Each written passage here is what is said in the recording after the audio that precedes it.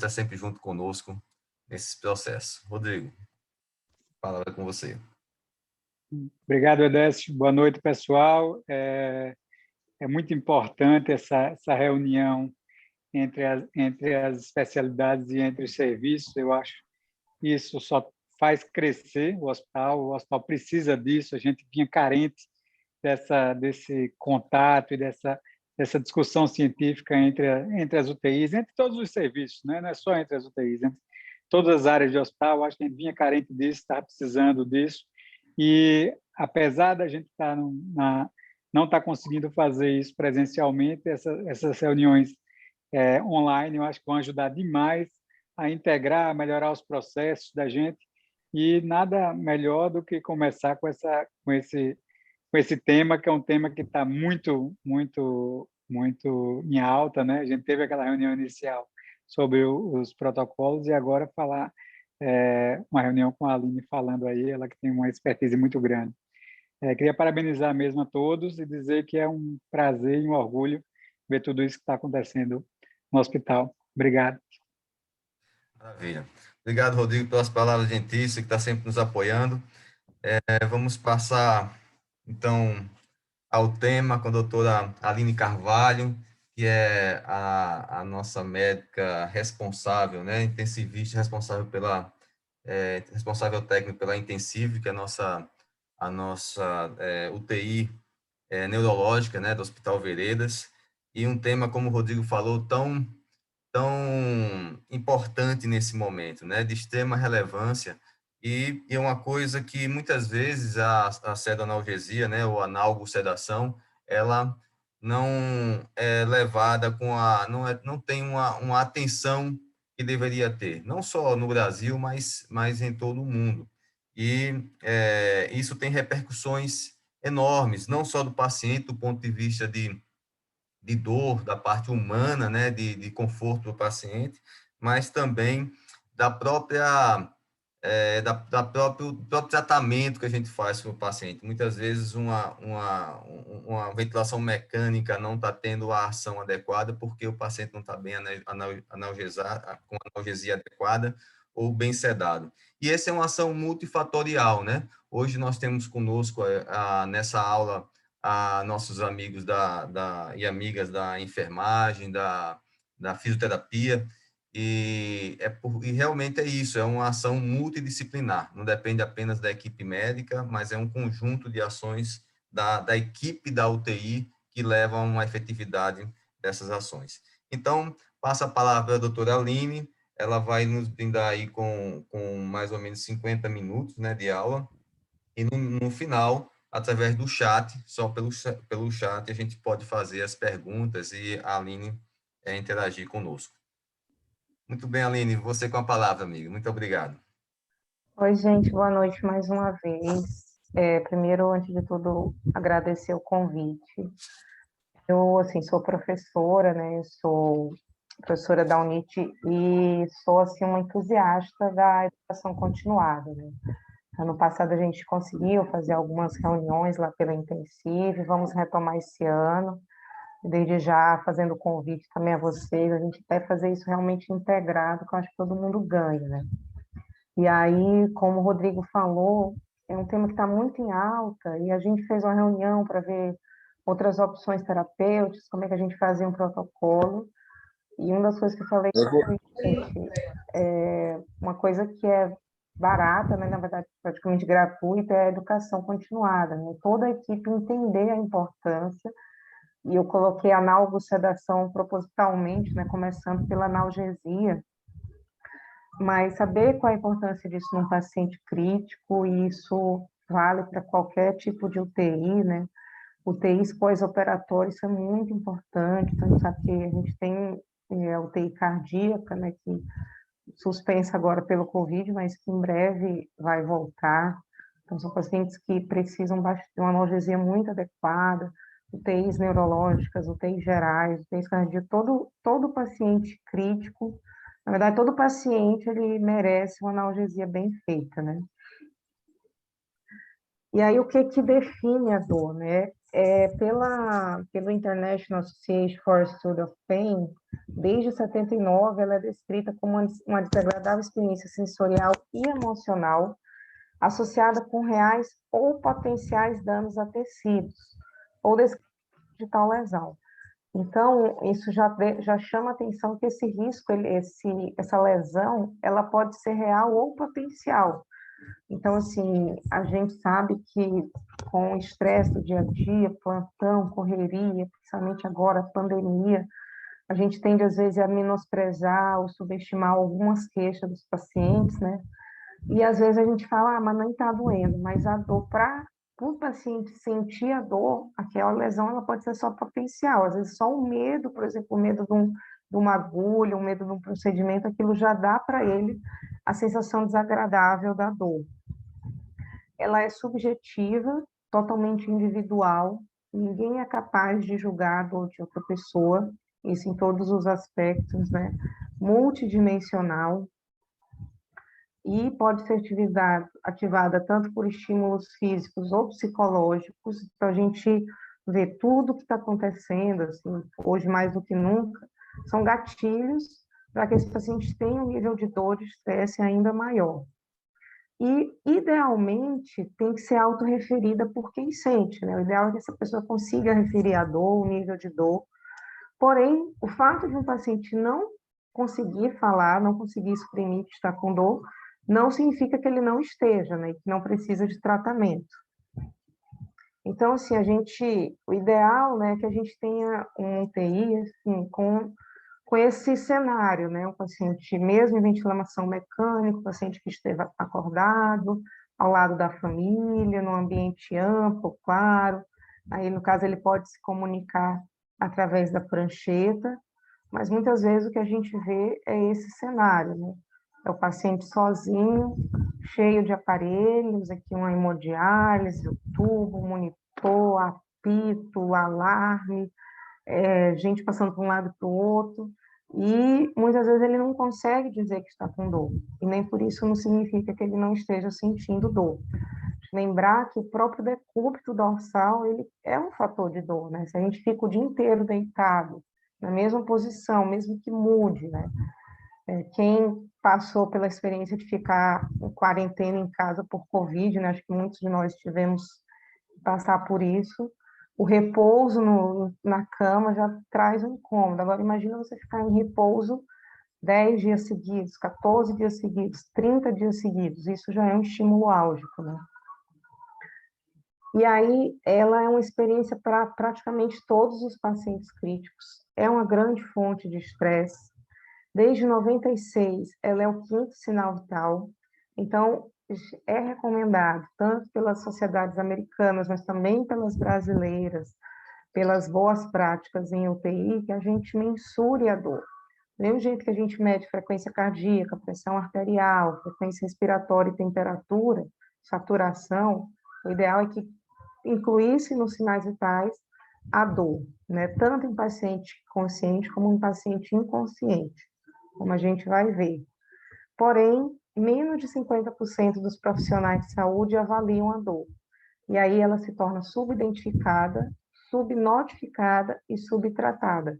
E quando eu falo profissional de saúde, isso não é restrito a uma área.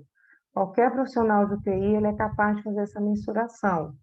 Você seja da enfermagem, médico, fisioterapia. Eu brinco, às vezes até a equipe de limpeza, se a gente divulgar isso, às vezes eles são capazes de olhar, às vezes conversar com o paciente ou ver que tem algo estranho ali, o paciente está fazendo careta, tem alguma coisa que não está bem. E com isso a gente conseguir identificar mais e tratar melhor, ou idealmente até prevenir, né?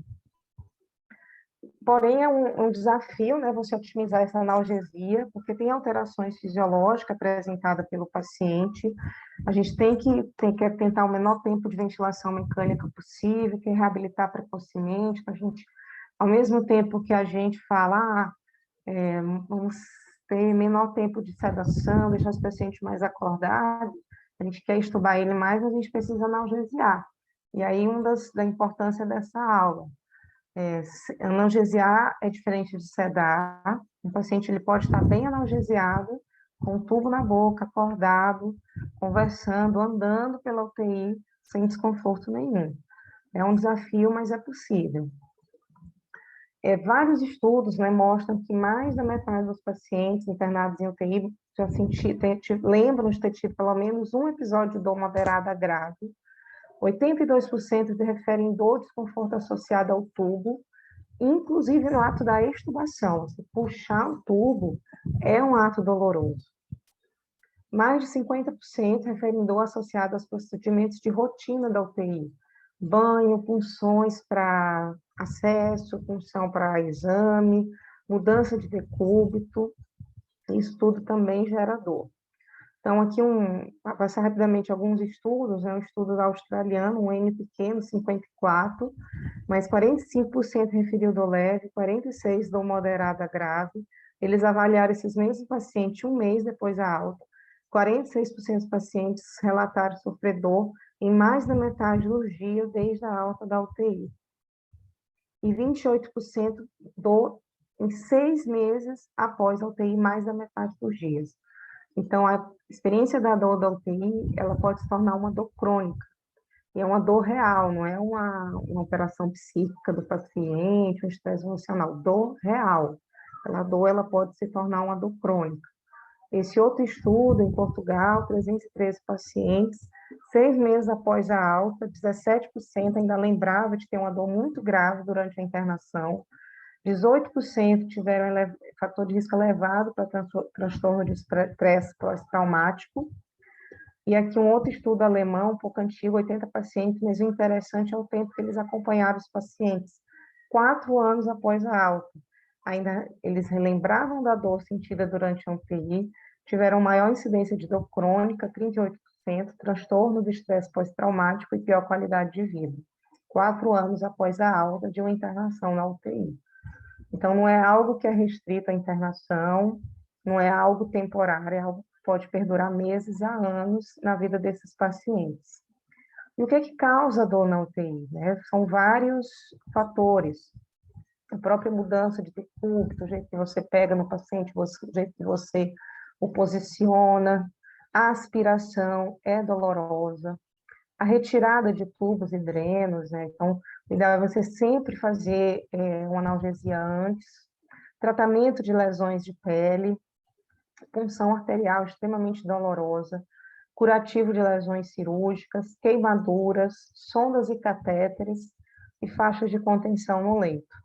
E aí eu já adianto um ponto importante, que a gente tem 3 tipos de analgesia.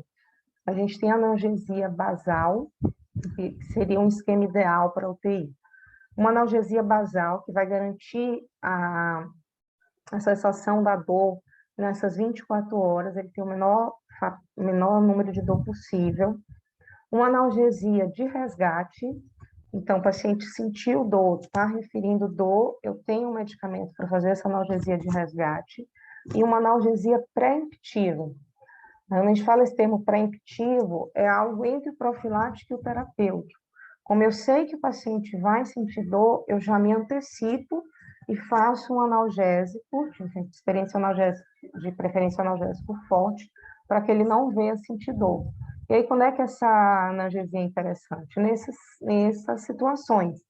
Então, eu vou fazer uma retirada de dreno, vou fazer uma extubação, faço uma morfina 20 minutos antes. A morfina é um medicamento muito interessante, que a gente precisa utilizar mais, barato, acessível. Ela, como eu vou mostrar, ela não tem uma dose máxima, ela não causa tantos efeitos adversos como os outros opioides, e ela tem um tempo de ação que é em torno de início de ação, em torno de 20 minutos. Então, se eu estou me programando para tirar um dreno, se eu estou me programando para fazer uma punção arterial, fazer um curativo que é mais profundo, mais grave, né, eu posso fazer essa morfina pré-emptiva, 20 minutos antes. Às vezes até uma aspiração. Para essas outras rotinas, como mudança de decúbito, a presença da sonda, do catéter, outros curativos mais simples, eu tenho analgesia basal, que é aquela que vai durar as 24 horas. Desculpa, gente. E mesmo assim, se o paciente ainda referir dor, eu posso fazer analgesia de resgate. E, assim, vocês vão ver que eu vou realmente passar a maior parte do tempo da aula falando de dor e analgesia, que realmente equivale, assim, em termos de importância clínica, a 80% da nossa estratégia de analgosedação ou sedanalgesia. Tem um anestesista, não sei se vocês conhecem, ele é famoso, assim, de YouTube, Instagram, que é o Dr. Renato Lucas. Eu tive o prazer de trabalhar com ele em Ribeirão Preto, ele é um anestesista que defende muito uma analgesia melhor do paciente crítico, e ele fala muito disso, um paciente bem analgesiado, um paciente sem dor, um paciente que vai ser muito mais fácil eu sedá-lo, eu vou precisar de doses muito menores de sedativo, e às vezes eu nem preciso do bloqueador neuromuscular. A gente sabe que agora, na vigência do Covid-19, são pacientes bem difíceis a sincronia com o ventilador, mas uma hora essa pandemia vai reduzir, a gente vai voltar a ter nossos pacientes clínicos de rotina, e eu acredito muito nessa fala que ele diz, né? Que se a gente analgesiar bem nossos pacientes, a gente vai precisar muito menos dose de sedativo e menos ainda bloqueador neuromuscular. E aí as consequências da dor, né? A gente sempre leva a questão do conforto, do desconforto, de uma sensação desagradável, mas vai muito além disso. Tem muitas consequências fisiopatológicas também. Uma delas é aumento de catecolaminas, isso leva a uma vasoconstrição arteriolar, reduz a perfusão tecidual e a concentração de oxigênio tissular. Eu tenho hipermetabolismo catabólico, levando a hiperglicemia, maior taxa de lipólise, ruptura muscular, levando também a distúrbios metabólicos. Tenho prejuízo de cicatrização. Eu tenho inibição de uma alteração de imunidade, inibição de células natural killer, células T-citotóxicas, redução da atividade fagocítica dos neutrófilos. E, assim, isso, vários estudos, aqui minha referência foi um estudo de revisão, mas vários estudos experimentais e clínicos com essas mesmas conclusões. E aí, aqui de uma outra revisão de 2017, né, mostrando o efeito da dor em vários órgãos e sistemas, né? Tanto, gente, eu estou tentando tirar, porque está a barrinha do Zoom aqui em cima do meu slide. Mas aqui eu acredito que em cima, até se os meninos da TI puderem me ajudar, pronto, consegui tirar.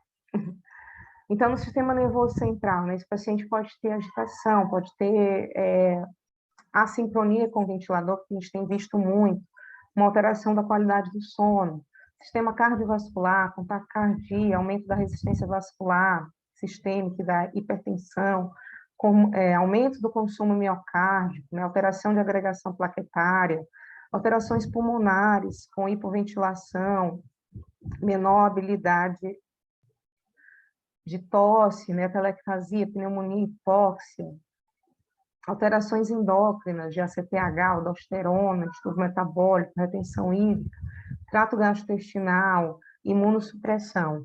Então, assim, são consequências sistêmicas graves, e às vezes é muito difícil a gente fazer essa relação causal, né, porque são pacientes complexos, com vários mecanismos, mas, como eu falei, são vários estudos que levam a isso, não sou eu que estou dizendo, e quanto mais eu conseguir controlar a dor, evitar que esse paciente tenha dor, menor chance dessas consequências, desses efeitos adversos a gente vai ter.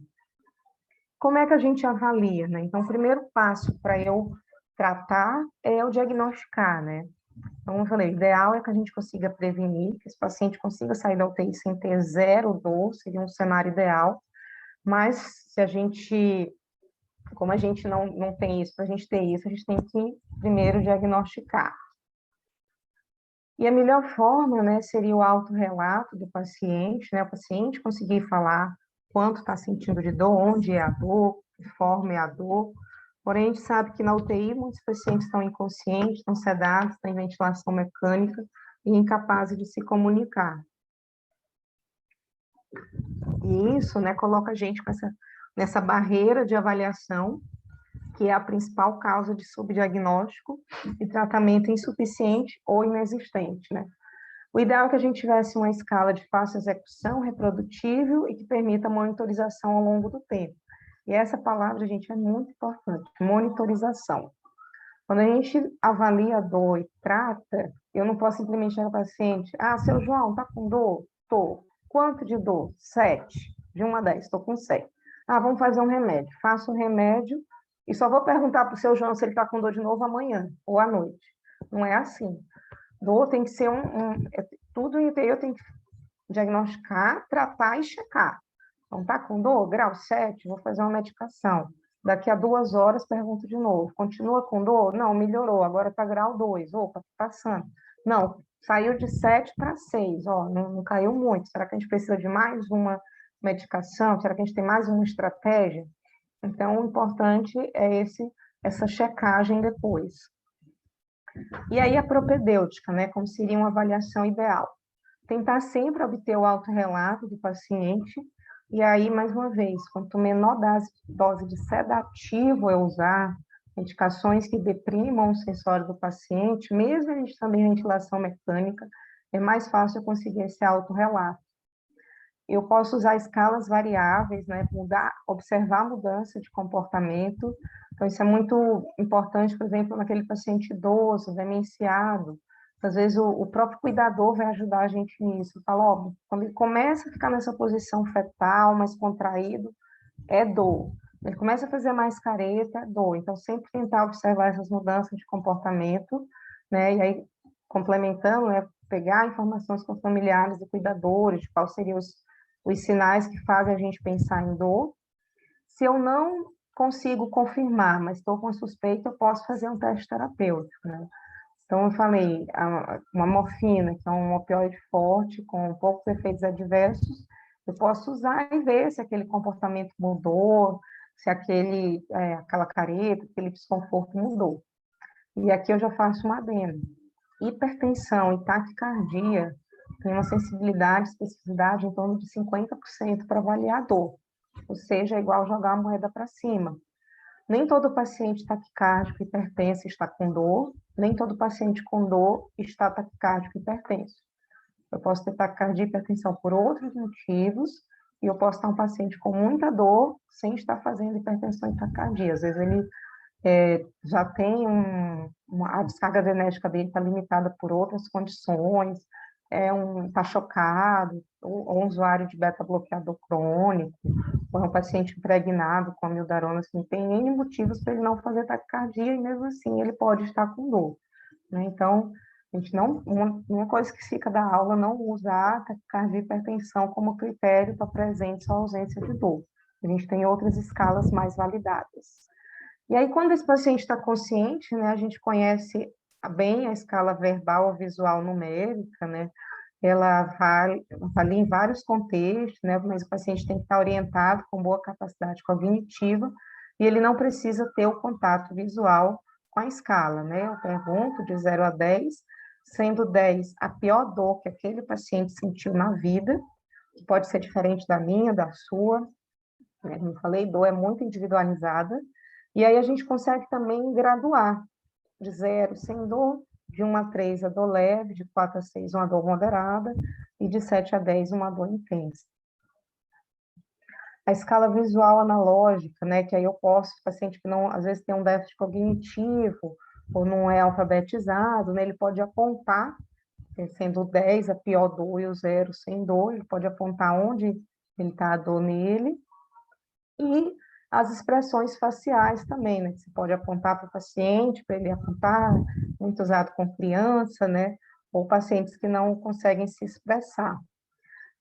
Agora até lembrei, estava conversando com o Rodrigo esses dias, uma das coisas que hoje em dia é visto como qualidade do paciente, qualidade de segurança, é um tópico que a gente chama qualidade percebida pelo paciente, né? Então, o paciente chega no hospital, ele não tem tanta expectativa, claro, ele quer ser curado, ele quer que a doença dele se resolva, mas ele não vai questionar com você qual antibiótico você vai usar, em geral, né? Qual estratégia terapêutica você vai usar, diagnóstico, que exame você vai pedir, não é isso que ele vai avaliar. Ele vai avaliar a experiência que ele teve, né? Se a comida estava boa, se a cama estava confortável, se foi bem atendido. E, com certeza, dor é um aspecto que todos os pacientes vão avaliar. Um paciente que sentiu muita dor durante a internação, por melhor que tenha sido o tratamento dele, por mais bem sucedido, ele vai sair com experiência ruim daquela internação. Normalmente, ele não vai voltar a se internar no nosso serviço, ainda vai sair falando mal. Por mais que, do ponto de vista clínico, tenha sido um sucesso. Então, mais um motivo da gente valorizar esse cenário, né? E aí vem o caso do paciente inconsciente, o paciente que não consegue verbalizar, né? E aí a gente já tem há um certo tempo uma escala americana, mas que já foi validada para o português, que é a escala de dor comportamental, ou BPS, né? Behavioral Pain Scale. É uma escala simples, fácil de fazer, rápida, muito tranquila, e é mais questão de conhecer realmente, né? De se habituar. Às vezes a gente não conhece, fica um pouco pé atrás de usar, mas é só praticar, ela é muito simples, né? Eu brinco, até mais fácil que a escala de coma de Glasgow, né? Ela é uma das primeiras escalas para pacientes inconscientes de ventilação mecânica, e ela vai avaliar 3 aspectos: expressão facial, movimentos corporais e tolerância à ventilação mecânica. Tem boas propriedades psicométricas em termos de confiabilidade entre observadores e critérios de validade interna, né? Bem melhor do que avaliar taquicardia e hipertensão.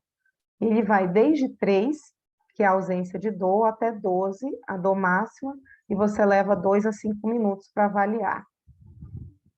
E a expressão facial é o item mais sensível e específico. Então, essa é a escala, né, do BPS, a escala comportamental de dor. A menor valor é 1, para os 3 parâmetros, o maior valor é 4. Então, vai de 1 a 4 cada. A expressão facial é a que tem melhor acurácia.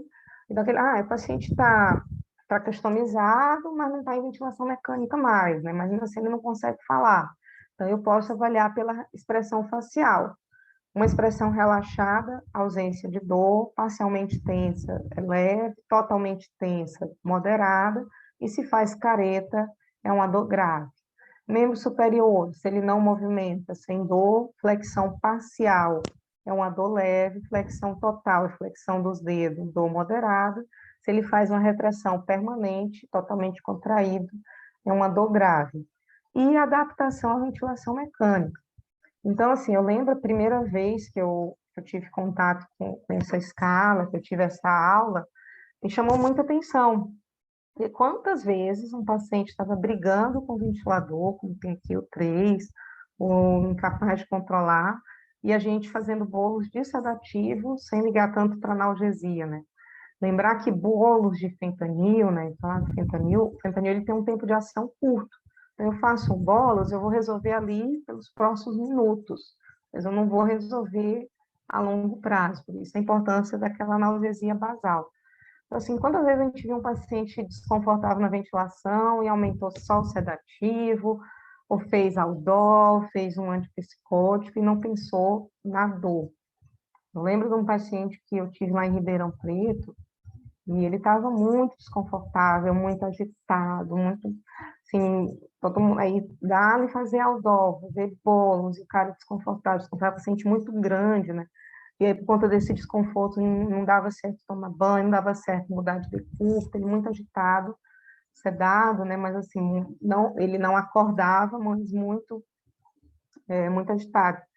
E aí, quando fizeram uma dose cavalar de sedativo, que ele deu uma relaxada, que foram mudar de posição, tinha uma agulha pequenininha embaixo dele. E aí, eu acho que estava até encapado, não lembro, mas, assim, toda aquela... Era ele tentando falar algo atrás dele, embaixo dele. A reação dele, o microfone ligado. Era todo aquele incômodo, e a gente sem conseguir ver. Então, a gente, um paciente agitado, assim, crônico no ventilador, sempre avaliar. E aí, como é que a gente definitivamente vai analgesiar, né? é que a gente avalia a dor, o que é dor, as consequências, e agora vamos tratar, né? E aí, como eu falei, a primeira coisa que a gente tem que ter em mente é que a analgesia é diferente de sedação, né? Analgesiar é você abolir a sensibilidade à dor sem supressão de outras propriedades sensitivas e sem perda da consciência. Essa seria a analgesia ideal, né? A gente sabe que o fentanil, por mais que seja um opioide, que seja uma medicação analgésica, ele tem um certo efeito pequeno, mas ele causa uma certa sonolência, tem efeito sobre a musculatura respiratória.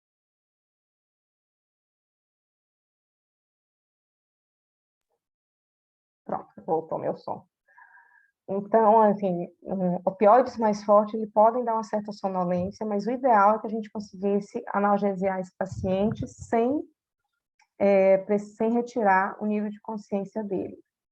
E sedação é a redução intencional do nível de consciência para fins terapêuticos, alívio da ansiedade, da agitação ou indução de um estado de calma e tranquilidade. Então, analgesia e sedação são coisas diferentes. Sempre que possível, sempre priorizaremos a analgesia, e se a gente conseguir apenas analgesiar, sem necessariamente precisar sedar, mesmo paciente em ventilação mecânica, seria o cenário ideal. E sedar é diferente de sedação profunda. Às vezes eu preciso realmente de uma dose de sedativo, para esse paciente ficar mais tranquilo, mais calmo, mais bem adaptado à ventilação, mas não necessariamente eu preciso de um RAS-5, uma sedação profunda, né? Se esse paciente não tem um síndrome de desconforto respiratório agudo grave, se ele não vai ser pronado, se ele não tem hipertensão intracraniana, se ele não está em uso de bloqueador neuromuscular, eu não preciso fazer uma sedação profunda. É o que a gente tem visto hoje, né? Muitos casos de SARA, né, por COVID, muita necessidade de prona, e aí realmente eu preciso desse paciente mais sedado para uma maior segurança. Mas sempre que a gente passa essa fase aguda, que o paciente, mesmo não consegue, não tem critério para extubação, mas ele também não precisa mais pronar, não precisa mais altos parâmetros, eu posso e devo deixar a menor dose de sedação possível.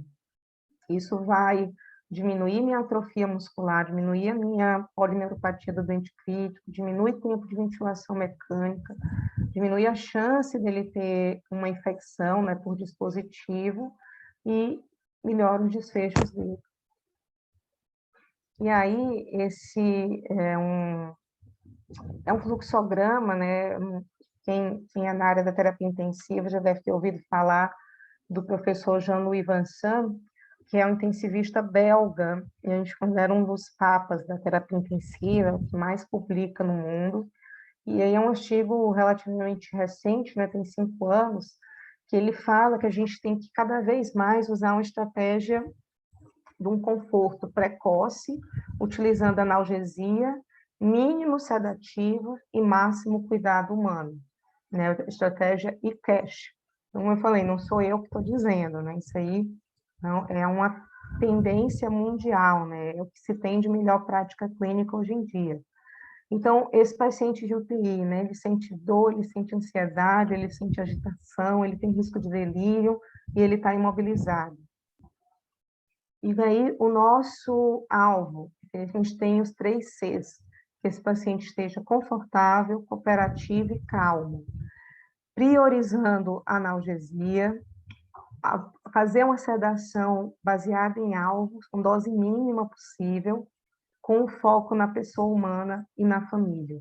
Então, esse cuidado humano máximo, né? Tentar tornar aquela experiência o mais confortável possível, leitos próximos às janelas, videochamadas, uma música que o paciente goste, às vezes só um conversar com o paciente, né? A gente, infelizmente, está com as visitas ao leito proibidas por uma questão de segurança, né, de distanciamento social, mas a gente pode tentar videochamadas, a gente pode tentar conversar, cartinhas, deixar do lado dele, então a gente tem como, assim, algumas estratégias simples, a gente pode tornar essa experiência um pouco menos dolorosa, né? E aí, para essa analgesia, eu posso usar opioides e adjuvantes multimodais poupadores de opioides, evitar a sedação profunda desnecessária, fazer titulação da dose de sedativos com alvos pré-definidos, estimular a mobilização, a promoção do sono, a modulação do ambiente, então um engajamento familiar. Então, outra coisa simples que a gente consegue fazer é tentar controlar o barulho na UTI. A gente sabe, a gente é barulhento, a gente fala alto, muita gente junto, 12 horas juntos, então, inevitavelmente, a gente quer conversar, a gente quer rir, né, tentar tornar aquele plantão um pouco menos cansativo, mas a gente tentar modular o som da nossa voz, né? É muito ruim alguém estar sentindo dor e alguém estar gargalhando do lado dele.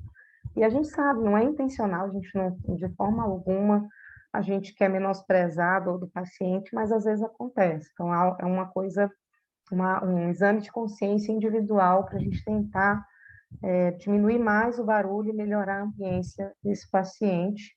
E tudo isso implementado o mais precocemente possível, né? De preferência desde o primeiro dia de internação na UTI. Então, aquele padrão, né? O paciente chegou na UTI, foi entubado de midazolam, fentanil, sedado 3 dias, depois eu vou ver de tirar. Isso não existe mais. Tá? Eu lembro até uma aula que eu fui, eu disse assim, gente, eu estou atrasada, porque o professor falava, hoje não se fala mais em despertar diário, né? A gente fala hoje em sedação consciente. Então, desde o primeiro dia, eu estabelecer qual é a minha meta. Não, esse paciente ele tem um quadro pulmonar grave, ele realmente vai precisar ficar mais sedado os primeiros dias, ok. Mas às vezes não, às vezes é um quadro mais leve, realmente ele precisa ser entubado, mas não precisa uma sedação profunda. Eu posso, desde o primeiro dia, buscar uma dose de sedação que ele fique o mais confortável possível, sem necessariamente uma sedação profunda. E aí o meu princípio é analgesiar esse paciente, né? Eu preciso garantir uma abordagem holística no manejo da dor, tentar combinar intervenções não farmacológicas com farmacológicas, né? A gente pode até usar técnicas logo regionais, e essas mudanças de ambiente também podem contribuir. Quando eu faço essa abordagem multimodal, com várias medicações, eu melhoro a qualidade da analgesia e reduzo os efeitos colaterais. Então, assim, a gente às vezes, não, eu vou usar remédio até chegar na dose, o analgésico até chegar na dose máxima, se não resolver, eu passo para outro. Hoje, o que se recomenda é você tentar mais de uma medicação, doses menores. Eu potencializo os efeitos e reduzo os efeitos colaterais. Mais uma vez, é para ser repetitivo mesmo, para ser uma lavagem cerebral aqui. ênfase na analgesia antes da sedação, objetivar a sedação consciente, titular a analgesia com metas específicas individualizadas, reavaliar periodicamente e evitar infusões contínuas prolongadas. Então, gente, individualizar. Eu lembro que eu trabalhei muito tempo em UTI de trauma, né, lá em Ribeirão Preto, e era igual receita de bolo. O paciente usava fentanil, quando desligava o fentanil, iniciava a tramar o EV 100 de 8 em 8, para todo mundo. E a gente tinha experiências muito ruins de agitação, de desconforto, né? Principalmente, aí era trauma craniano. Ah, não, está agitado por conta do trauma. Às vezes não era dor. E aí, quando a gente começou a ter essa convivência com a equipe da anestesia, o Renato Lucas veio com todo esse novo protocolo, é que a gente viu que tramar é uma medicação extremamente maléfica nesse sentido, assim, ela não é uma medicação ideal para um cenário de terapia intensiva de paciente agudo grave, não é a mesma dose para todo mundo, a gente precisa individualizar e precisa chegar na melhor estratégia para cada paciente. E compreender que medicamentos podem causar disfunção orgânica e que esta pode influenciar na escolha das drogas e dosagens. Então, mais uma vez, a necessidade de individualizar caso a caso. E aí a gente tem, né, essa escala da OMS, que é um pouco já antiga, né, que ele dizia para você iniciar com analgésico, anti-inflamatório, se uma dor moderada você associaria um opioide fraco, uma dor intensa um opioide forte, e sempre desde o início pensando em drogas adjuvantes, né? O que mudou é que no ambiente da UTI, nada me impede de já iniciar, é melhor iniciar uma dose menor de um opioide forte, do que iniciar um opioide fraco, chegar na dose máxima e se não resolver o piorador, aí sim associar um opioide forte. Então, cada vez mais a gente tem usado opioides fortes mais precoces em doses menores. E desde o início, se possível, drogas adjuvantes. Então, esse foi das revisões que eu usei para me basear, né? Também tem essa revisão que ela é já traduzida para o português, se eu não me engano, de 2017 ou 2018, né? E aí a primeira coisa que a gente tem que lembrar é que, dependendo da via de ação, eu vou ter diferente farmacocinética, farmacodinâmica. Então, a medicação endovenosa, ela faz um pico maior, mas esse pico também cai mais rápido. Então, para uma analgesia basal, nem sempre uma medicação endovenosa vai ser a melhor estratégia, né? A não ser que esteja em infusão contínua. O subcutâneo e o intramuscular, esse pico é um pouco mais lento, um pouco menor, e o VO, a via oral, por mais que ela tenha um pico menor de concentração plasmática, ela tem um tempo de ação mais prolongado, né? A área sob a curva um pouco maior, então eu consigo garantir essa analgesia basal. Então, lembrando, para analgesia basal, tem algumas medicações via orais que são interessantes, e para de resgate, para impulsiva, eu posso usar a via endovenosa, né? E dependendo, né, a gente tem, no caso de analgesia opioide, a gente não tem nenhum que possa ser feito subcutâneo intramuscular, mas só lembrar que eles têm esse outro comportamento de farmacocinética e farmacodinâmica. Qual é o problema no paciente crítico, né? Muitas vezes o trato gastrointestinal está alterado e a absorção imprevisível de medicamentos administrados por via oral. A ligação de proteína, ela pode estar alterada, né? O paciente pode estar com déficit de albumina e aí a fração livre do medicamento vai estar alterada. O fluxo sanguíneo esplânico pode estar alterado com redução do metabolismo, e esse paciente pode ter insuficiência hepática e renal, que vai influenciar no metabolismo e excreção das drogas e dos seus metabólitos ativos. Algumas medicações podem piorar essa disfunção orgânica, então os anti-inflamatórios, os antisteroides são medicações que a gente tem que ter um certo cuidado com disfunção renal.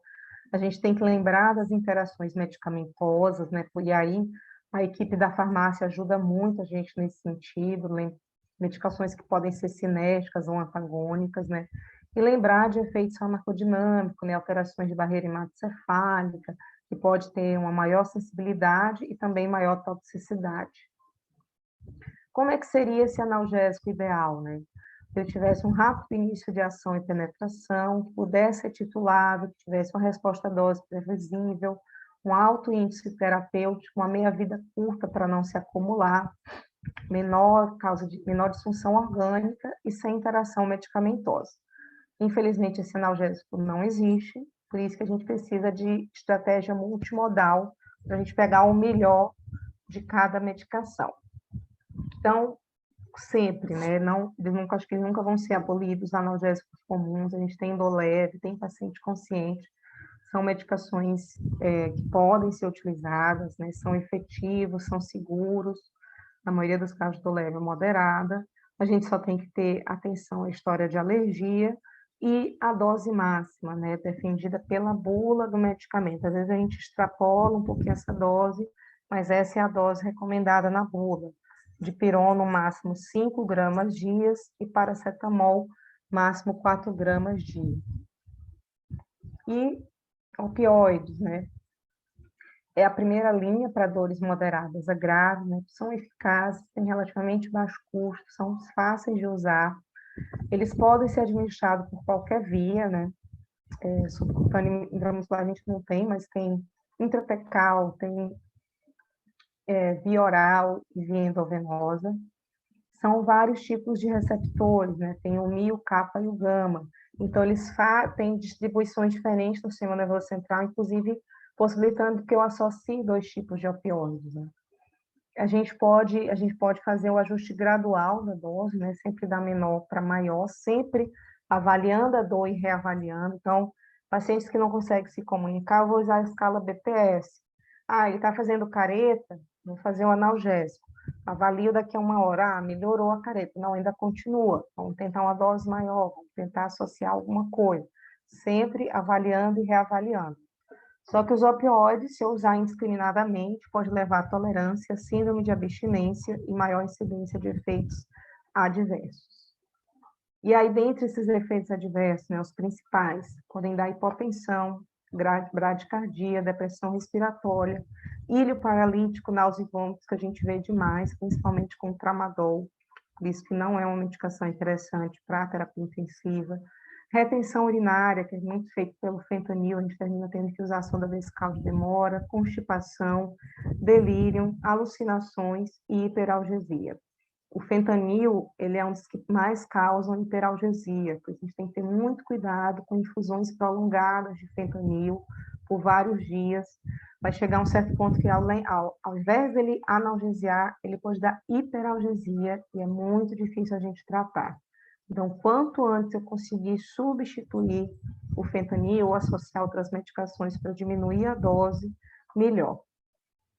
E aqui falar um pouquinho de cada um das principais, né? A gente tem a codeína, que é um opioide fraco, natural, não provoca depressão respiratória, ela é interessante por ser antitussígena, né? Então, agora, COVID é uma medicação que tem uma empregabilidade boa, ela tem a desvantagem de ser obstipante, a gente não tem apresentação EV no Brasil, tem metabolismo hepático, excreção renal, e essas são as doses. O tramadol, e também tem a desvantagem de ser um opioide fraco, dor moderadas a grave, a codeína não é interessante. O tramadol também é um opioide fraco, sintético, tem a vantagem de ter uma biodisponibilidade via oral muito boa, causa menos depressão respiratória. Porém, é nauseante e constipante, tem acúmulo em insuficiência renal e hepática e pode diminuir o limiar convulsivo. Também metabolismo hepático e excreção renal. Assim, gente, eu particularmente não uso tramadol, eu não gosto. A gente tem mais efeito adverso do que benefício, então, realmente, em terapia intensiva, eu particularmente não uso, já participei de alguns cursos de cuidados paliativos, e também os paliativistas falam muito contra o uso do tramadol por esses efeitos adversos, né? Então, não resolve o problema da dor do paciente, muitas vezes, e causa mais desconforto. A metadona, que é um analgésico que eu aprendi a usar e aprendi a gostar muito, né? Ela é um opioide forte, sintético, ajuda em dor neuropática, é uma opção na falha de morfina, causa menor paresia do trato gastrointestinal, então tem menos efeito adverso. Ela pode ser feita tanto via oral como endovenosa também. O ponto negativo é que ele tem uma meia-vida longa e imprevisível, chegando até 75 horas. Então, tem risco de intoxicação. Uma vez que a gente inicia a metadona, eu tenho que ter um plano de desmame. Eu não posso iniciar a metadona. Ela tem um range de ação, né, uma variação de ação muito grande. Eu posso começar de 15 miligramas dias até 120 miligramas dia. Então, eu sempre inicio doses menores, vou ajustando. Ela é muito boa para... que está aqui na dose. Ela é muito boa para aquela analgesia basal, que vai deixar o paciente analgesiado às 24 horas. Porém, passou a fase crítica, tirou o tubo, o paciente está mais acordado, eu consigo avaliar melhor a dor dele, eu começo a desmamar, e para ele já ter alta, se possível, com doses mínimas ou já em desmame. Tá?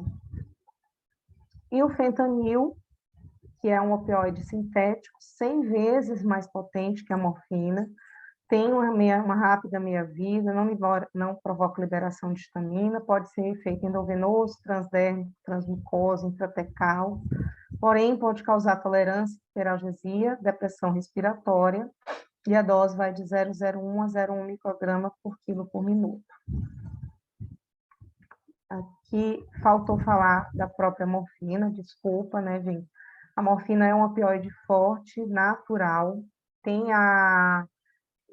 o fentanil não é intratecal, a morfina que tem essa vantagem de poder ser feita tanto intratecal, como via oral, como endovenosa. Ela causa alguns efeitos de trato gastrointestinal, porém bem menos que a metadona e a codeína. E a grande vantagem da morfina, ela tem um início de ação relativamente rápido, endovenosa em torno de 20 minutos, um tempo de ação média de 4 horas, então, o ideal, se eu for usar a morfina, eu tenho que deixar de 4 em 4 horas. E a grande vantagem é que não existe dose máxima, não existe essa dose tóxica da morfina dia. Então, a dose vai ser muito paciente dependente. A dor que eu conseguir resolver a dor do meu paciente é a dor que ele vai, é a dose que ele vai precisar. É a dose que eu conseguir resolver a dor. Aqui é uma tabela de equivalência que eu tirei do Instituto Paliar, né, só para a gente ver mais ou menos. Então, por exemplo, 100 gramas de tramadol, né, EV, equivale a 5 miligramas, 2 miligramas de morfina. É uma relação muito baixa. Por isso que o tramadol e a 60 miligramas de codeína. Por isso que o tramadol e a codeína são analgésicos muito fortes, muito fracos, desculpa. Né? Eu preciso uma dose muito alta, até mais alta que a dose segura, para chegar a uma dose relativamente média de morfina. Né? A oxicodona é uma medicação que a gente não tem aqui no Brasil, mas é pouco usada, né, com um tempo de vida maior. Os AINES, né, os anti-inflamatórios, também tem um bom efeito analgésico quando associado a outra classe, além de ser antitérmico anti-inflamatório. E, idealmente, se eu tiver que usar, né, a gente termina não usando muito pela disfunção renal, inibidores da COX-2, né, porém tem que ser evitado em pacientes de disfunção renal, sangramento gastrointestinal, e em pacientes com risco, né, de sangramento, em pacientes com alterações plaquetárias, coagulopatia, uso de insuficiência cardíaca, cirrose ou asma. Então, praticamente, a gente não usa, às vezes, uns pós-operatórios, cirurgia ortopédica, a gente usa por um tempo limitado. Né? E as terapias adjuvantes, né? Cada vez mais, elas têm se tornado mais interessantes nesse tempo de limitação de acesso a medicamentos, né? Então, a ketamina, ela pode ser feita tanto EV como oral, apesar de que a gente aqui no Brasil, acredito que a gente só tem a forma EV. A gente tem que ter cuidado com pacientes com hipertensão intracraniana, insuficiência cardíaca, hipertensão e psicose, né? Mas é uma medicação que ela é tanto analgésica quanto sedativa, é broncodilatadora e ela é relativamente segura. Agonistas, alfa-agonistas, né? A clonidina, dexmedetomidina. A clonidina tem que ter cuidado com hipotensão, pacientes com isquemia miocárdica, eles causam uma certa sedação, e a dexmedetomidina, ela não é disponível via oral, e também leva um certo grau de sedação. Gabapentinoides, né, a gabapentina com a pregabalina, também tem doses bem variadas, né, tem uma biodisponibilidade interessante, eles têm metabolismo hepático e excreção renal, então tem que ajustar em insuficiência renal e hepática. E os antidepressivos tricíclicos, amitriptilina, também tem uma variação de dose muito grande e é bem interessante em dor neuropática. Então, são medicamentos, e assim, a gente tem que lembrar que a gente não precisa esperar esse paciente estar em desmame para iniciar essas drogas. Se é um paciente com alto risco de dor, vários catéteres, sondas, drenos, risco de dor neuropática, mais idoso, eu posso fazer o início mais precoce para fazer essa estratégia multimodal. E aí, como eu falei, né, eu tenho que ter sempre essa analgesia basal e de resgate. Se o paciente tem fator de risco para dor persistente, né, eu deixo a analgesia basal maior, sempre lembrando daquela analgesia preemptiva antes de procedimentos, né. Então, o paciente precisa de aspiração traqueal, mudança de decúbito, presença de curativo em lesões profundas, trauma, pós-operatório imediato, queimaduras, sondas, catéteres, drenos, presença de lesões cutâneas por pressão ou faixa para restrição dos nervos. E aqui, gente, é o fluxograma que a gente fez para intensiva, a gente pode compartilhar com a UCO ou com as outras UTIs, não tem problema, né? Não tem nenhum tipo de reserva de protocolo, pelo contrário. E aí, assim, uma sugestão, né? Se o paciente está consciente, a primeira coisa que a gente pergunta é se ele está com dor, se não tiver, só anota no prontuário. Se tiver e for uma dor leve, a gente pode, inclusive, perguntar se ele quer ser medicado. Às vezes o paciente não quer, uma dor tranquila, ele consegue tolerar. Se ele não desejar, eu registro no prontuário. Se ele quer ser medicado, eu posso iniciar com analgésicos comuns. Se persistir ou piorar, eu falei tanto que não gosto do tramadol, né? Mas para uma dor leve, um paciente consciente, que não tenha tantos fatores de risco para ele paralítico, eu posso iniciar com analgésico fraco, apesar de que também eu poderia aqui perfeitamente usar uma dose menor de morfina. Uma dor moderada, né, eu vejo se ele tem fator de risco para dor persistente, tanto na dor moderada como na dor intensa, lembrando desses fatores de risco, né, para dor persistente. Se ele tiver, eu posso fazer o tramadol ou a metadona de horário, e também associando analgesia de resgate com dipirona EV ou paracetamol para dores moderadas, e analgesia de resgate com tramadol ou metadona. E sempre para dores refratárias, a morfina. E aqui, mais uma vez, trazendo a morfina, ela pode ser usada já como a primeira opção terapêutica. Em dores graves, né, se ele tem fator de risco, para aqui a setinha da esquerda, para fator de risco para dor persistente, eu mantenho analgesia basal com metadona, faço analgésicos comuns se necessários, faço analgesia pré-intuitiva antes de banho e procedimentos com morfina, e uma analgesia de resgate com a morfina. Se ele não tem fator de risco para dor persistente, eu posso só fazer a morfina de resgate, sempre considerando, né, nos 2 casos de dor grave, a terapia adjuvante com a amitriptilina ou gabapentina, ketamina e lidocaína em bolos. Pacientes críticos, né, o paciente que está ou entubado, ventilação mecânica, traqueostomizado. Eu sempre, aí nesse caso, gente, eu já tenho que deixar os 3 tipos de analgesia. A analgesia basal, se ele tiver sedado, a ideal seria usar o fentanil, em bomba de seringa ou em bomba de infusão, mas sem diluir para ter doses, para ter volumes menores. Se ele não está, eu posso fazer analgesia basal com metadona, morfina ou, em último caso, o tramadol, né? Sempre já considerando as terapias adjuvantes com amitriptilina ou gabapentina. A analgesia intermitente, né, se o BPS estiver acima de 5, com morfina EV titulada, posso usar ketamina e lidocaína em bolos para dores refratárias, e a pré-intuitiva morfina 20 minutos antes dos procedimentos. E aí, também a terapia não farmacológica, né, fisioterapia, mobilização precoce, retirada do leito, né, mesmo se o paciente tiver em ventilação mecânica, essas são fotos de internet, porque a gente tem a restrição de publicar fotos dos nossos pacientes, mas a gente já teve pacientes intubados em ventilação mecânica na intensive, a gente conseguiu tirar do leito, caminhar, sentar, sendo, assim, se ele estiver bem analgesiado, isso não vai ser um problema.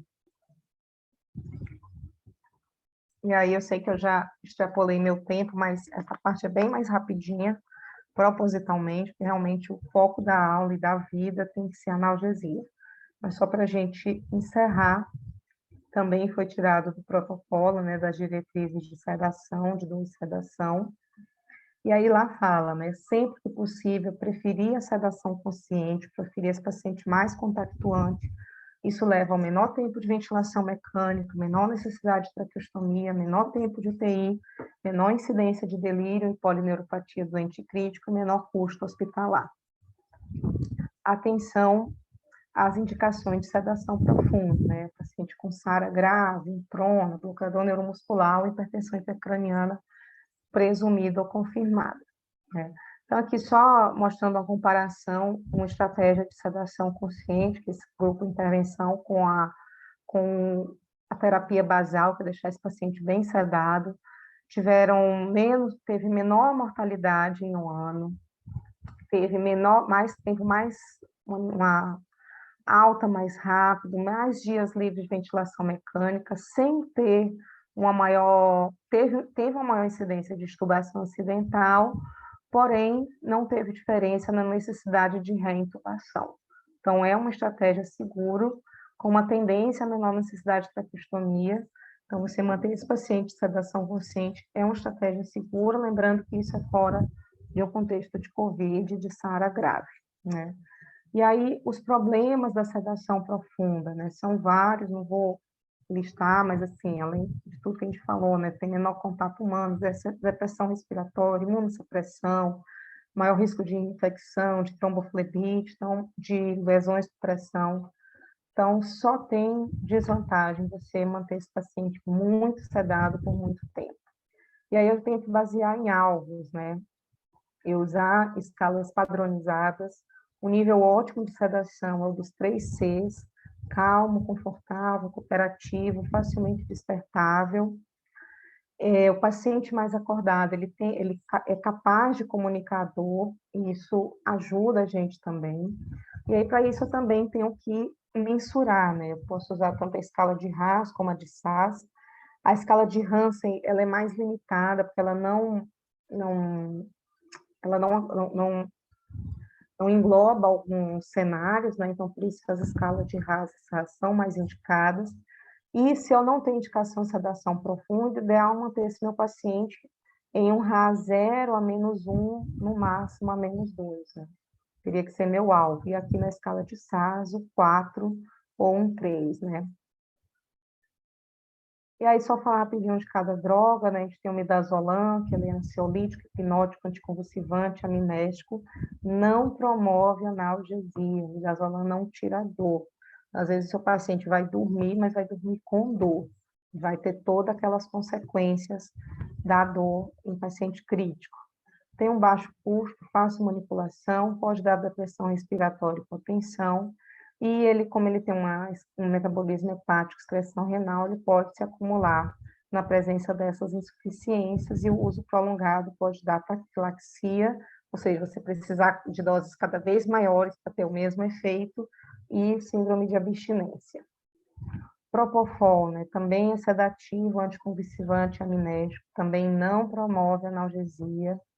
Ele tem a vantagem de atravessar a barreira hematocefálica, tem um efeito rápido, ele tem um rápido período de ação, então, se eu quero ter uma avaliação neurológica, o ideal é que eu use o Propofol, porque desligou, eu consigo ver qual é o nível neurológico do paciente. Cuidado com a síndrome de Propofol, que pode acontecer por infusões prolongadas em altas doses, e um dos parâmetros que esse paciente vai alterar, um dos marcadores precoces de síndrome de Propofol, é a elevação de lactato e CPK. Então, se esse paciente está em uso de Propofol contínuo, o ideal é que eu fique seriando CPK e lactato. Se eu tenho um aumento muito grande de CPK, isso pode ser um indício que aquele paciente tem risco de síndrome do Propofol. O ideal é que eu descontinue ou troque por outra medicação. A ketamina, né, que eu já falei lá na analgesia, tem anestésico, é também anestésico do tipo dissociativo, faz broncodilatação, mantém reflexo de via aérea e tônus do sistema nervoso simpático, tem algumas propriedades neuroprotetoras e anti-inflamatórias, porém podem levar a hipertensão, taquicardia e delírio. Se esse paciente já está hipertenso não controlado, pré-eclâmpsia, eclâmpsia, doença cardíaca grave, AVC, pressão intracraniana aumentada e porfiria, não é uma medicação ideal. E a dexmedetomidina, né, o Precedex, que é um agonista alfa-2, tem a metabolização plasmática, então o efeito passa rápido. Ele também promove analgesia, Precedex e ketamina também promove analgesia, não dão depressão respiratória, porém pode causar bradicardia e hipotensão, não pode ser feito em bolos. E para paciente agitação, que seja com dor, ela é uma medicação interessante no desmame do Propofol e midazolam, para caso de agitação e delírio. Porém, se eu quero uma sedação profunda, não é uma medicação ideal, né? Ela não causa tanta sedação profunda como o Propofol, midazolam e a ketamina. Né? E aqui, só comparando, né, os benzodiazepínicos com os não benzodiazepínicos, né, no caso a ketamina e o Precedex, né, alguns compararam com o Propofol, com o Precedex, né, e mostrando os não benzodiazepínicos com menor tempo de internação UTI, menor tempo de ventilação mecânica. Já existem várias UTIs no mundo afora, inclusive no Brasil, que aboliram o midazolam. Eu tive a oportunidade de conversar com coordenadores da UTI do trauma da USP, já tive a oportunidade de fazer estágio em UTIs fora do Brasil, eles praticamente não usavam midazolam. Eu acredito que para a gente isso é um pouco distante ainda pela questão de custo, de manejo, né? Mas cada vez mais tem se relacionado mais os benzodiazepínicos a efeitos adversos. Então, quando disponível, né, que a gente sabe que não é sempre, se a gente conseguir preferir, conseguir sedar esse paciente com não benzodiazepínicos, cada vez mais tem se mostrado mais interessante, até porque o midazolam, depois que a gente desliga, se esse paciente tem insuficiência renal, insuficiência hepática, ainda vai um tempo até depurar tudo, né? Isso implica mais tempo de ventilação, maior tempo de UTI, mais gasto no final das contas, né? Então, às vezes, quando a gente vai avaliar custo, a gente tem que levar tudo isso em consideração. E aqui, né, esse estudos, né, mostrando tempo de internação em UTI, tempo de ventilação mecânica, com a meta-análise a favor de drogas não benzodiazepínicas, né, prevalência de delírio também, menor mortalidade. A mortalidade não teve efeito, ficou em cima aqui do 1, no intervalo de confiança, né, mas dos outros efeitos sempre mais a favor dos não benzodiazepínicos. Então, para finalizar, né, a dor, né, para amarrar, né, é comum em paciente crítico, geralmente é negligenciada. Sua ocorrência implica em efeitos deletérios em vários órgãos do sistema, levando a piores desfechos clínicos. Para isso, eu preciso avaliar, preciso diagnosticar, preciso mensurar, preciso tornar isso parte da minha rotina de sinais vitais, avaliar a dor.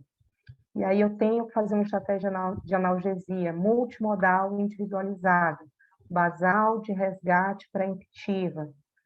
Com isso, eu vou conseguir melhores desfechos, né? Em relação à sedação, quanto menor a dose alvo, menor tempo, eu vou ter melhores desfechos. Eu preciso fazer protocolo de avaliação de dor e analgesia do paciente crítico para eu conseguir manejar melhor. E é isso, gente. Desculpa aí por ter passado do horário. Muito bem, Aline. Olha, tá desculpada, viu? Tá totalmente desculpada, porque é uma aula brilhante, você conseguiu ser bastante clara, conseguiu navegar entre todas as áreas, né? A área médica, a área de enfermagem, também um pouco da área da fisioterapia, né? Estamos todos envolvidos nesse processo. E temos ainda um tempo para quem quiser fazer alguma pergunta. Vou abrir aqui o... Adesso, Opa, deixa eu eu abrir. aqui. Oi, boa noite. Oi, Francisco. Boa noite, doutor Francisco. Pode falar, Chico. Boa noite, Adesso. Parabéns aí pelo evento, parabéns, Aline. Assisti a apresentação toda, com certeza aprendi mais sobre o TI, já ando enferrujado com o TI, que há tempos não dou plantão, Aline, mas gosto do tema, viu? Uma observação aqui, que é uma pergunta, Aline. Vocês têm indicado de rotina, eu acredito que sim, mas quero reforçar, a analgesia preemptiva. A outra coisa, alguns autores indicam ou sugerem um nível de analgesia, de sedação leve com o intuito de usar menos analgesia. Eu queria um comentário seu breve, Aline, sobre isso, e reforço o que você falou sobre benzodiazepínico, que já foi moda. Na época que eu fazia muito UTI, a gente não trabalhava sem benzodiazepínica, a gente usava demais. Eu tenho visto que tem se usado menos e tive a oportunidade de ler alguns trabalhos recentes que mostram, né, que o uso de benzodiazepínicos, tipo midazolam, que é um sedativo muito em voga, muito em moda em UTI, ele está associado, não só ele, como os benzodiazepínicos em geral, com piores desfechos clínicos. Isso é importante que essa turma jovem tenha isso em mente. Então, quanto menos benzodiazepínicos nós pudermos usar, principalmente em sedação contínua, a gente deve usar cada vez menos e priorizar outros sedativos, porque benzodiazepínicos estão associados com desfechos clínicos adversos. Então é isso, Aline, parabéns, e só uns comentários a esses questionamentos. Mais uma vez, obrigado e boa noite, parabéns aí pelo evento. Boa noite, doutor Francisco. Então, sobre Agora deixa eu só, eu fiquei focando nessa última coisa que você falou do benzodiazepina, mas assim, sobre você perguntou sobre a questão da sedação, né, uma sedação mais leve e dose de analgésico, faz todo sentido, né, porque a escala BPS, né, ela tem uma alta confiabilidade, né, a gente avaliar a expressão facial, o movimento e a questão de sincronia do ventilador, mas se esse paciente tiver com a dose de sedação muito forte, principalmente bloqueio neuromuscular, ela já perde um pouco a acurácia, né? Então, às vezes, aquele paciente está tão sedado, está bloqueado, e aí a gente não tem como mensurar a dor. E aí a gente termina fazendo altas doses de analgésico também, deixando o fentanil dose muito alta.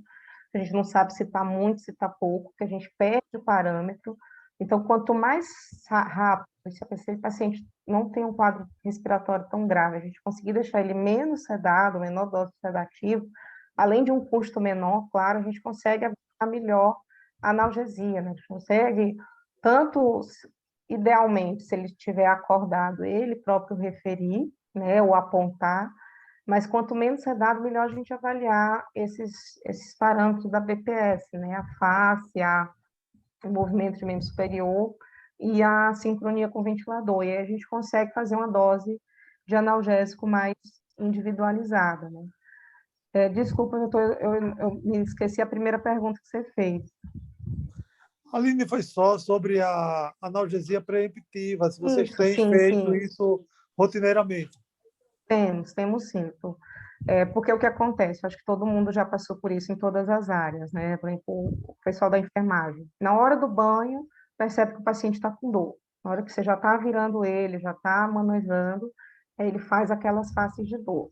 E aí, como eu já estou durante o procedimento, eu só tenho que usar uma medicação rápida, e aí eu só tenho fentanil, e aí às vezes o paciente já nem está mais usando fentanil, aí tem que fazer bolos, e o tempo de ação é rápido também, daqui a pouco passou o efeito, tem que fazer novos bolos, já causa depressão respiratória, já tenho toda uma consequência. Ou então, fisioterapia, na hora que está lá fazendo a mobilização, na hora que está fazendo a aspiração, o paciente faz careta, está com dor, e ali precisa de uma medicação naquela hora. Se eu já faço isso preemptivamente, então o que a gente tem feito? A nossa prescrição, ela tem as três analgesias. A gente deixa basal, ou fentanil, ou a metadona, em geral a gente usa lá na intensive. A gente deixa de resgate, em geral a morfina, e aí a gente deixa 5 miligramas, 10 miligramas, a critério médico. Toda vez que o paciente referir dor, a gente administra. E faz mais um item, que é para deixar bem dividido, da morfina antes de procedimentos. A gente coloca lá a morfina, a gente vê a dose, pacientes maiores 10 miligramas, 8 miligramas, pacientes menores 5, 6 miligramas, e aí a gente deixa lá, se necessário, fazer 20 minutos antes de banho, mobilização no leito, aspiração. A nossa enfermeira que passa a ordem já grifa ali com marca-texto, e a equipe dos técnicos já fica sabendo. Então, vai dar banho, a equipe da físio também já fica sabendo. Vai dar banho, vai aspirar, já olha. Gente, tem alguma medicação para dor para fazer antes? Ah, tem morfina. Faz 20 minutos antes e depois faz. E aí a chance desse paciente sentir dor durante o procedimento é bem menor. A Mirna pediu, né, para exemplificar a analgesia multimodal.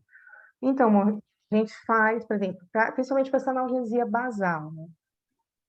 Às vezes não, se a gente opta por usar o fentanil, que acredito que praticamente todo paciente sedado, paciente em ventilação mecânica vai usar por um tempo fentanil, a gente tem que lembrar que é uma medicação que causa hiperalgesia e tolerância. Então, se eu usar só fentanil, ele, com alguns dias de uso, eu vou precisar doses maiores, ainda tem um risco de hiperalgesia.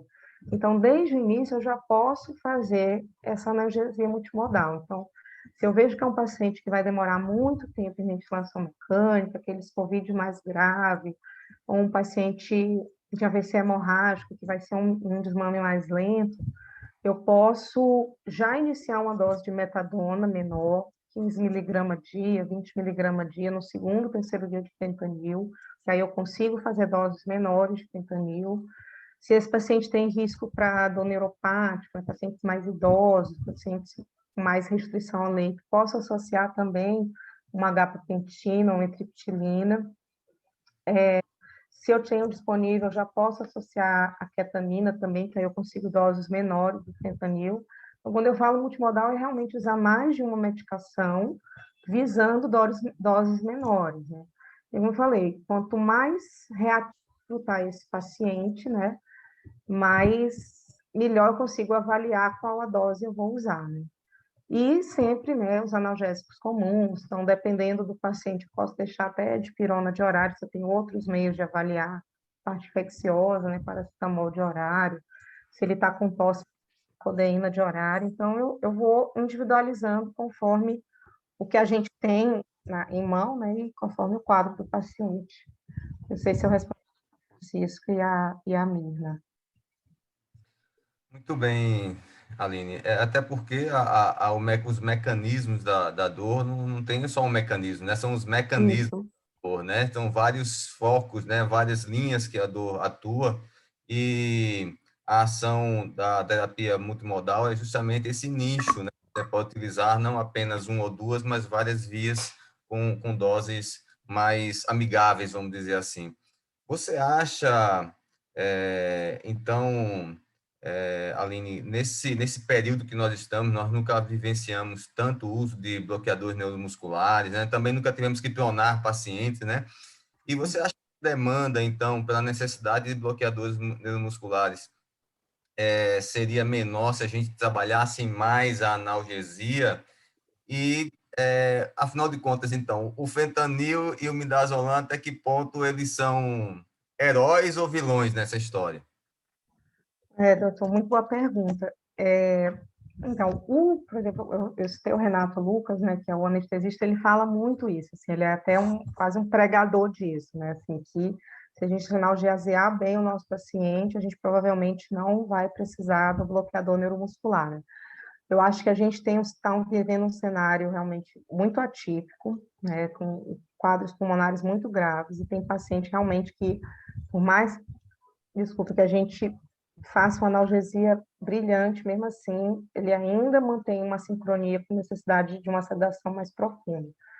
Mas eu acredito que, pelo menos, talvez aí uns 50%, 60%, por exemplo, a gente está sem bloqueador neuromuscular na intensive, dali para umas 3 semanas, assim, a gente não tem conseguido comprar, não tem achado no mercado, e 80% dos pacientes a gente consegue manejar mesmo em falta. A gente eu lembro bem de 2 casos que foi mais difícil a gente conseguir uma sincronia, né, pela falta do bloqueador, mas os outros a gente tem conseguido um acoplamento, assim, manter esse paciente bem acoplado com analgesia. Eu não falei aqui, mas a gente tem a lidocaína, que a gente pode fazer endovenosa, contínua, né, uma medicação, assim, tem as suas restrições em pacientes mais taquicárdicos, mais bradicárdicos, desculpa, né, ele pode induzir uma bradicardia, mas, tirando isso, é uma medicação segura, é uma medicação que pode ajudar nessa analgesia multimodal em paciente intubado, e a gente usando essa estratégia. Então, por exemplo, a metadona mais precoce, a morfina pré-impulsiva, uma dose menor. O fentanil, eu acho que ele não vai perder espaço nunca, né? Porque ele é realmente um analgésico muito potente. O que a gente não pode é usar ele como tábua de salvação para todo mundo, só fentanil e pronto, né? Porque senão é isso, é doses cada vez maiores com risco de efeito adverso. A gente tem que tentar associar para ter doses menores.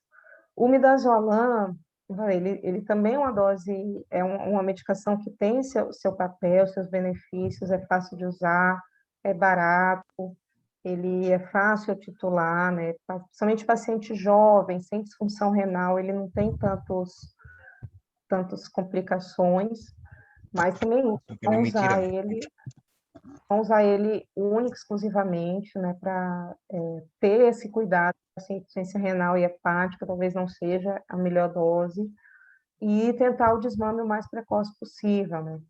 Então, às vezes a gente chega, quantas vezes eu cheguei em UTI para dar plantão, ou aqui, como coordenação, e para aquele paciente profundamente sedado, sem necessidade, com uma dose alta de midazolam, sei lá, vou botar em ml hora para facilitar, né? A gente usa lá a sedação pura, sem diluir, 8 ml hora. E aquilo ali está a noite toda, aquele 8, desde a tarde. eu diminuo para 6, não tem mudança nenhuma. Ele não fica sincrônico, não fica desconfortável. Eu diminuo para 4, não tem mudança nenhuma. Eu chego em 3, ele começa a ter algumas reações, mas sem piorar a ventilação, mas ficando um pouco mais reativo. Então, assim, eu saí de um 8 e melhor da medicação pura para 3 e não tive nenhum prejuízo. Então, às vezes a gente deixa aquela dose, cedou, e deixa, vai deixando. Então, a gente até, quando a gente teve esse período de falta de medicamento, a gente até pensou, não, vamos fazer uma força-tarefa, né, com todas as equipes. Uma coisa que a gente pediu para o técnico de enfermagem, gente, sempre que for renovar a medicação, checa com a equipe médica, doutor, vai manter essa dose? Será que não dá para diminuir? A equipe da fisioterapia também, ó, gente, esse paciente melhorou muito o pulmão, acho que já tem critério para desmame, já dá para a gente começar a diminuir o sedativo, porque senão, principalmente, aquele às vezes é o paciente que não dá trabalho e vai ficando com aquela dose alta, eu vou gastando mais, e aí a chance de efeito adverso é maior. Perfeito, perfeito. Nós temos 5 minutos, não sei, acho que tem alguma pergunta no chat, acho que não, né? Vou fazer então uma última pergunta. A gente está aí usando essas doses enormes de medicamento, fentanil e tudo, e de repente a gente vê os parâmetros vão começar a desmamar. E aí, o que a gente faz para evitar a síndrome de abstinência nesse paciente? De repente parou tudo e como é que fica a síndrome de abstinência? Então, uma coisa que eu sempre falo, né? Fentanil é uma droga que a gente não pode desligar de uma vez, né? Assim, sem ter um outro opioide em uso, né? Então, por isso o efeito da metadona, da morfina, né? Para a gente ir fazendo isso de forma titular e o mais precoce possível, né? Que é isso me ajuda a prevenir a abstinência, né? Então, é gradual. Se a gente pensar, né? O fentanil, isso que eu falo, gente, a gente fazia, nessa época que eu trabalhava muito, a gente fazia muito fentanil, desliga, coloca tramal. Que loucura que é, porque o fentanil é 100 vezes mais potente que a morfina, e a morfina dá ali umas 10, 15 vezes mais potente que o tramal. Então, eu saía do analgesia aqui, tirava e botava analgesia aqui, e achava que estava tudo certo. Não é, né? Eu preciso fazer isso de forma gradual, à medida que eu vou aumentando a dose do outro opioide oral, né, ou a morfina, ou a própria metadona, ou o tramal, seja, mas eu faço uma coisa gradual, vou diminuindo até eu conseguir tirar totalmente o fentanil sem ter um prejuízo para o paciente. Lembrar também, do mesmo jeito que o midazolam, às vezes eu consigo desmamar, mesmo o paciente ainda entubado, o fentanil também, às vezes eu consigo desmamar, mesmo que eu use só o fentanil, tentar a menor dose possível, né? Mas o ideal é você fazer essa troca gradual e não súbito, né? Para abstinência de benzodiazepínico, às vezes é difícil, às vezes eu vou precisar usar um clonazepam por sonda oral, enquanto aquele paciente, se eu descarto dor, descarto delírio, né? A gente usa muito Precedex nessa transição, por ser uma medicação que ajuda na sedação e analgesia também. Aqui a gente termina que a gente não tem na nossa farmácia, mas, lá na Intensive, mas em Ribeirão a gente usava muito lorazepam para oral, o paciente tem mais risco de síndrome de abstinência. Como era um UTI de trauma, a gente tinha muito paciente drogadito, etilista, e é mais difícil a gente fazer esse desmame do benzodiazepínico. Então, a gente, às vezes, só conseguia quando fazia o benzodiazepínico oral de horário, até ele estar mais acordado, né, mais responsivo, a gente ir titulando, né. Tá, joia. Aline, 2 minutinhos para a gente terminar, vou fazer uma pergunta para você. Estamos com o pessoal da equipe da enfermagem aqui também na aula conosco. E uma resposta bem objetiva. A gente está lidando com pacientes de prona nesses dias, né? Que a gente não tinha muita prática em lidar com eles. E às vezes a lesão de plexo, né? O posicionamento dos membros superiores, às vezes é um problema, principalmente depois que o paciente consegue superar, né? A internação ou o momento de maior dificuldade. Você teria alguma recomendação em relação a esse posicionamento em membros superiores para fazer para o pessoal da enfermagem? A gente tem feito aquela posição do nadador, né? Então, a gente, os braços meio dobrados a nível de cotovelo, né? Com o rosto virado sentido contrário, né? os coxins e uma mudança de decúbito a cada 2 horas, como se fosse um paciente em supina, né?